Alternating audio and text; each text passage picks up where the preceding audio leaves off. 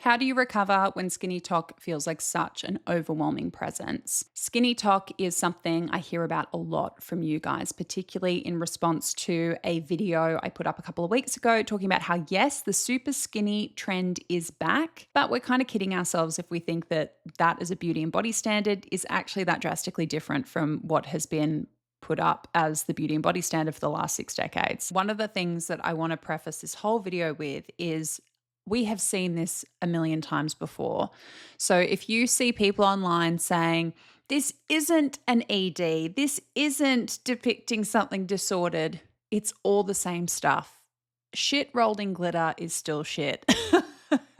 And I'm not saying that about these individuals. I'm talking about the messaging. I'm talking about the idea that skinniness is a choice and it's a lifestyle and it's something that if you just work hard enough that you can attain it.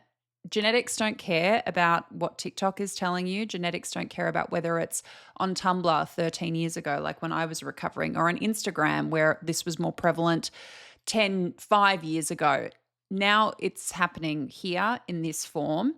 That doesn't mean that it's any more legitimate than what we've already seen. We've seen the women who were held up as the beauty and body standard in the early to mid 2000s, people like Lindsay Lohan, Nicole Richie, the Olsen twins, Paris Hilton, Hilary Duff, a number of them have come out since to say they had diagnosed eating disorders, something along the disordered eating spectrum, and that is something we see over and over again.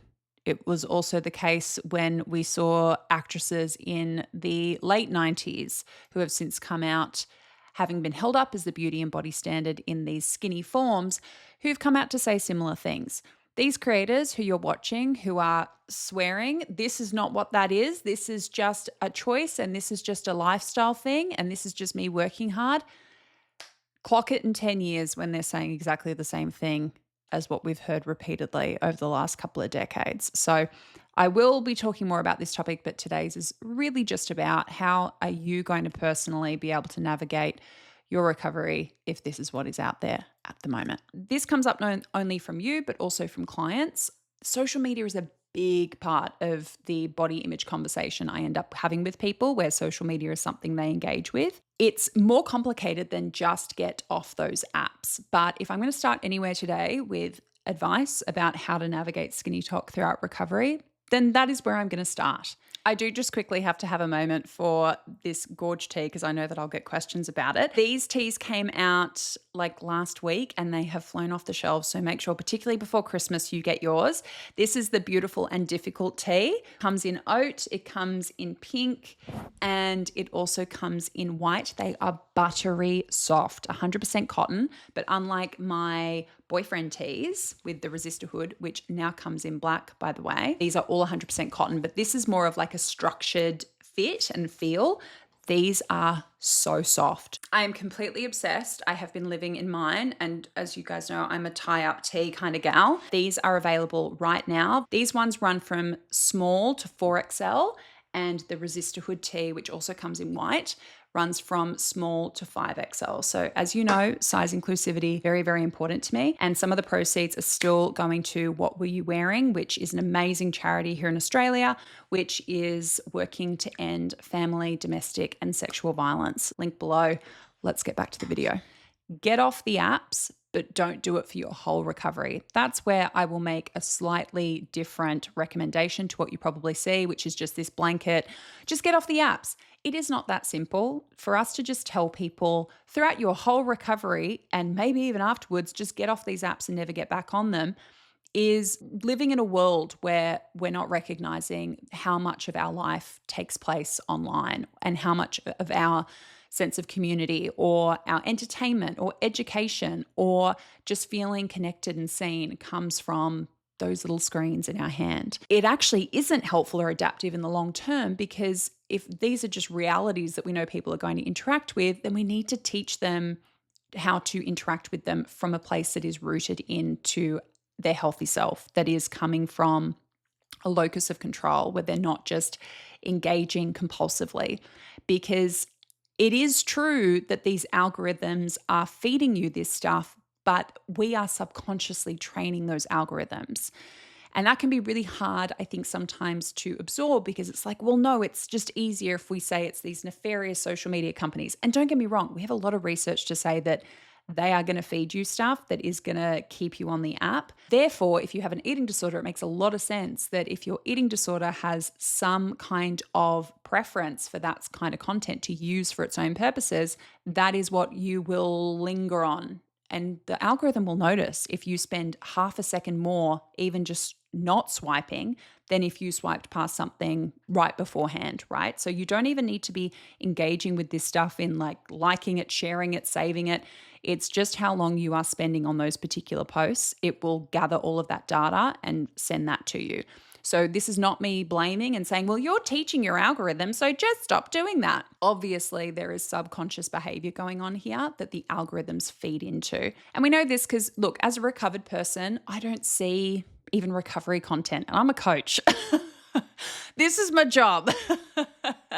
And my algorithm knows that because sometimes I'll talk about my job and sometimes I'll make content more so on Instagram, but sometimes on TikTok, talking about practical tips and tools or just observations I have, like I do here.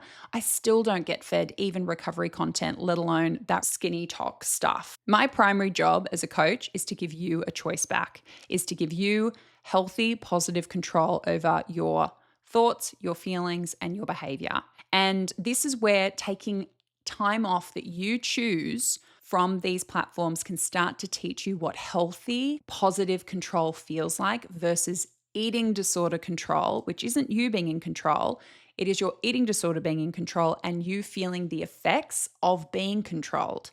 That familiarity, that comfort of what is known to you, the rigidity, the rules, that all creates comfort and a sense of control because you always know what's coming next, even if it's terrible. Right? Eating disorders are predictable and they are familiar. That creates safety, even though we can objectively observe that eating disorders are not safe. They create a sense of behavioral safety because there is no unknown around the corner in terms of the next day. If you play the tape far enough forward with an eating disorder, it starts to become very unknown in terms of what's going to happen to you and where your life's going to end up, what's going to happen to your health, your relationships, etc.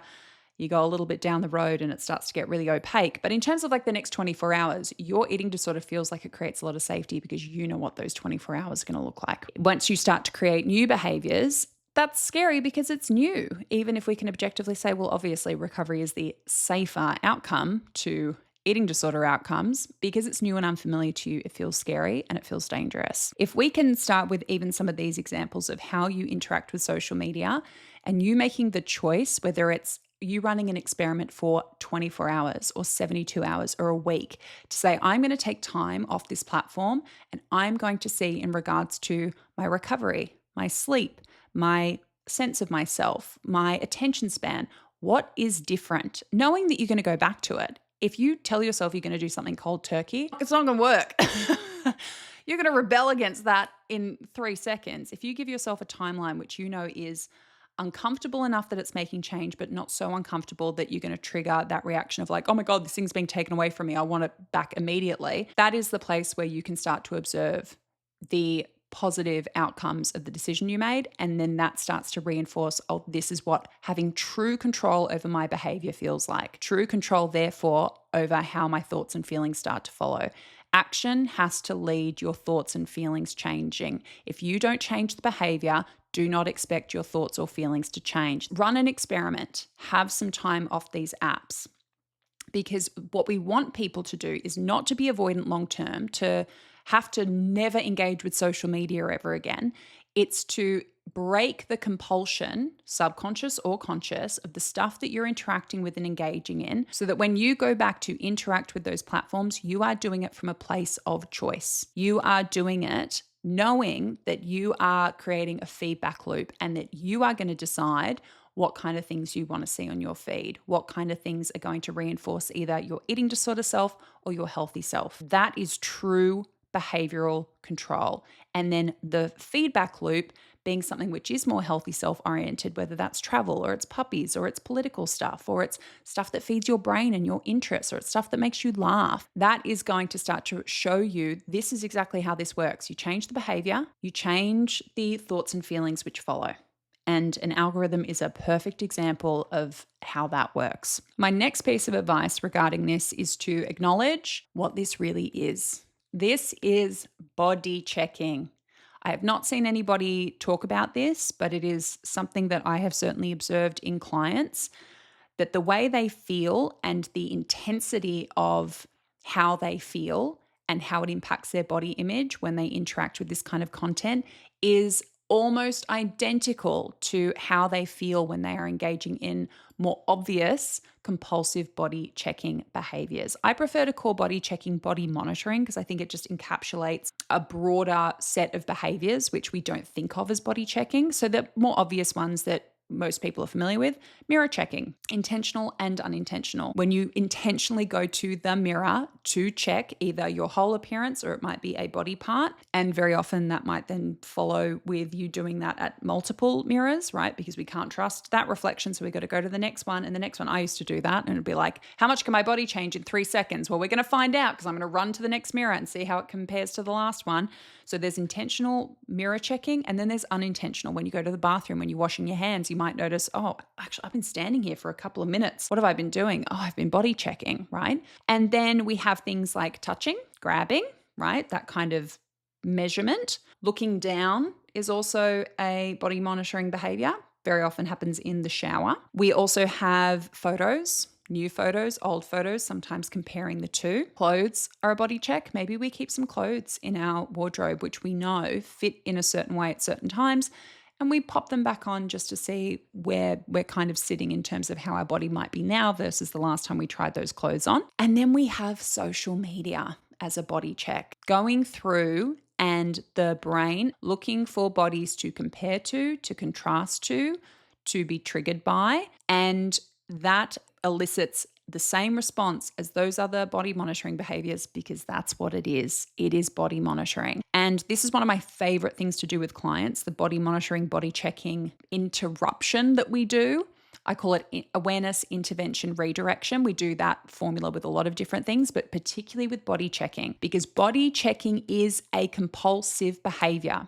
Even if you are aware that you are doing some of it, I promise you, you don't even realize how much of it you are doing. Something I would ask you to do this week or like in the coming weeks is to do something I do with clients, which is to take down a body checking log. You spend one day observing yourself. When you feel the urge to body check, when you find yourself body checking, like one of those unintentional ones at the mirror, or you realize that you just did engage in a body check, but you didn't realize it was at the time. And all you do is you have a notes app in your phone, right? So you just open up a new note, put in the date and then the times of every time you notice one of those three things. And then what kind of body check was it? Was it mirror? Was it clothes? Was it looking down? Was it touching? Was it grabbing? Was it social media? And then you'll start to notice which word comes up the most and where you need to start intervening. So let's say for somebody it was social media. They notice that they have this compulsion to pick up their phone, and that what they notice their eye going toward and what they notice their content lingering on, as far as what they stop and even spend a few seconds on, is usually something body focused. That would count as you've got to note that down.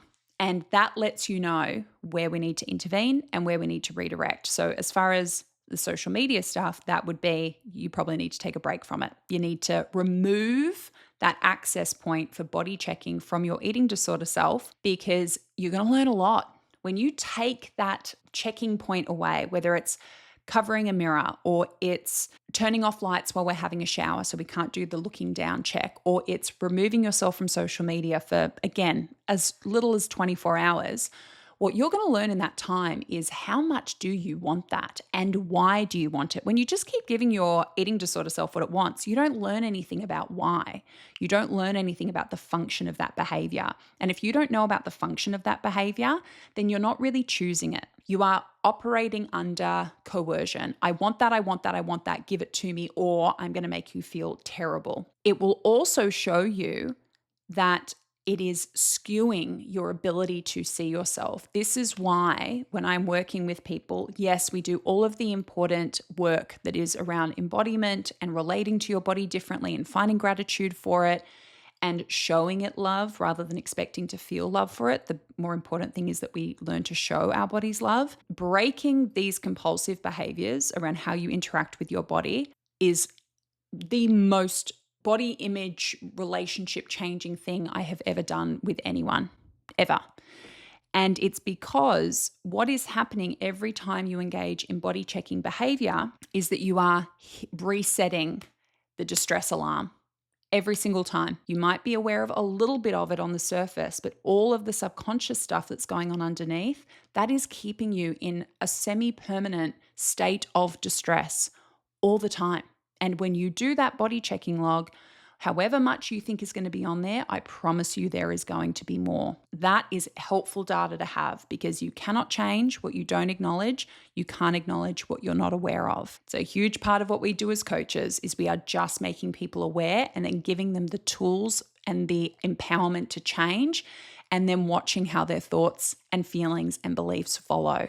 And then they're like, oh, this is just normal now. And I'm like, well, it didn't used to be because you hated the idea of doing this about 6 months ago. So acknowledging social media as an avenue for body checking, and I would say one of the most accessible ones and one of the most used ones by people with eating disorders and going through recovery, absolutely crucial. And I would even extend that to obviously recovery content. I advise my clients often to stop following people who are in recovery. Follow trusted professionals, follow foundations, follow people whose names have been out there for a long time, even if they're not professionals now, but they have recovered, who have a really good track record for being able to exemplify what probably someone on your treatment team would say is pretty legit, right? Getting away from as much active recovery content as possible is also going to get you off that knife's edge of using those social media access points to body check and to keep reinforcing this stuff. And as much as this might be painful to do, sometimes when you come back, another good tip is to start fresh. Start a new account from your healthy self now that you've had that break and you know which parts of you are drawn to which kinds of content. Intentionally build your algorithm from the ground up rather than going in and fiddling with what was, because I think that's where people think they're just powerless because they're like, I hit not interested and I even reset my account so that, it wasn't going to show me all this stuff and it still is. I just don't think that's a foolproof way to ensure that you're not going to see that content again. Even if you keep your old account just so that you know it's there, so you don't have that sense of deprivation or like something's been taken away from you, but maybe to set up a second account and build it from that healthy self-anchored place and see which one you're more drawn to. See which one you find yourself maybe on some days gravitating towards versus the other. That is also going to tell you a lot about what is going on with your recovery and at what points you feel drawn to go and engage with that stuff. And then you're going to figure out why. And once you've got the why, then you can change the behavior. My final tip is one of my favorites when it comes to whether it's social media or its body image. It is get into the real world. Go to places where you can see real people in their real lives. This comes from my own recovery. I swear I was my own coach before I was anybody else's. I would make myself particularly go to the beach and people watch. And I would make myself look at every single body on the beach. But I didn't stop there. I then made myself pay attention to the lives that they were living, the interactions they were having, who they were laughing with, who they were playing cricket with, who they were holding hands with and walking along the shoreline, and how much diversity did I find there, not only in the bodies, but in the lives that were being lived. And was what I was seeing on social media and what I was subconsciously reinforcing to myself and sometimes consciously, was it actually showing up in those places? The beach, local cafe, supermarket, park. And I get clients to do that. And sometimes it is very uncomfortable for them. It's one of the activities they will resist because before they even do it, they actually know what they're going to find. And your eating disorder doesn't want to see that. It doesn't want to see diversity in bodies. It doesn't want to see love, success, belonging, friendship being represented in all different kinds of bodies, not just across size, but ability and all kinds of stuff that we might hold biases or beliefs about that your eating disorder is using to keep itself around, right? If you break that foundational belief where you can no longer tell yourself, well, some bodies get this and some bodies get that. And yes, fat phobia, diet culture, they are all very much things. But then there is the micro of our own lives and what we actually see in our day-to-day lives. The other thing to do, which is in a similar vein, is when you do come back, when you do introduce yourself to these platforms is to not just engage with stuff that is going to build your algorithm. Go and seek out people who, just like what you find in the real world, challenge these notions and beliefs you have about health, about fitness, about belonging, about success, about love, about self-acceptance. And then if it wants to tell you, well, sure, those people can have that, but I can't. That doesn't apply to me. What, you out of 8 billion people, you're the outlier? Well, your eating disorder's got to account for that. What makes you so different from 8 billion other people that, oh, well, yeah, sure, that's okay for them, but not for you? That's a big major question eating disorder self has to ask and come with evidence. Any client of mine will know that that's my favorite word, evidence. So as much as I understand it is a challenge to have Skinny Talk presenting itself the way that it is at the moment, you have a choice as to whether or not you accept it and welcome it on as a challenge versus another reason why you can't do this. It's kind of like saying, well, every time I'm around my family, there's always one family member there who makes really unhelpful comments around bodies, etc. So I'm just never going to interact with my family again. There might be a period of time where I, as your coach, would be like, do we need to go to that family thing? Because we're in a little bit of a rough spot at the moment, and I'm not sure that that would be terribly supportive right now. But we are going to have to continue to expose ourselves to those environments as we build up our healthy self and as we strengthen in recovery.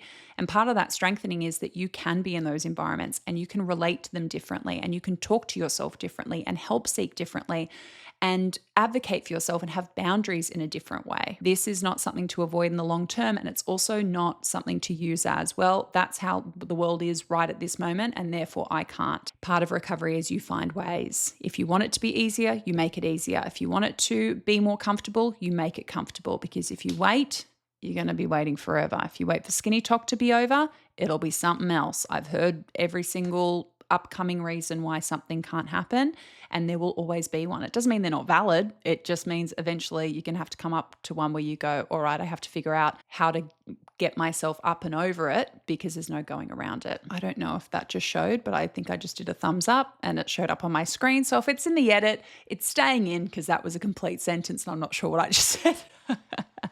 But much love to you guys. I will hopefully be back before Christmas. I will try to sneak one of these in, and maybe it'll be a bit of a Christmas, New Year survival guide.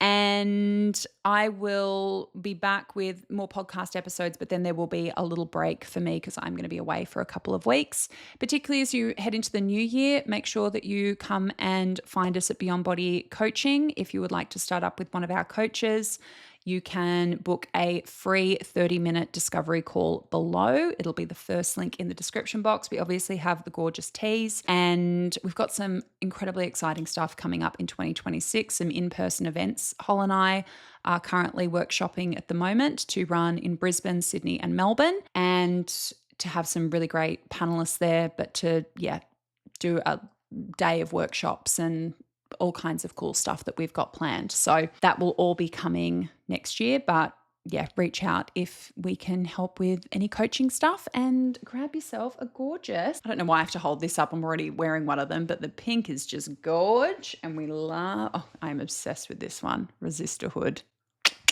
So vibrant, so cute. So I will see you guys probably another couple of weeks with a video. Much love, take care, talk to you soon.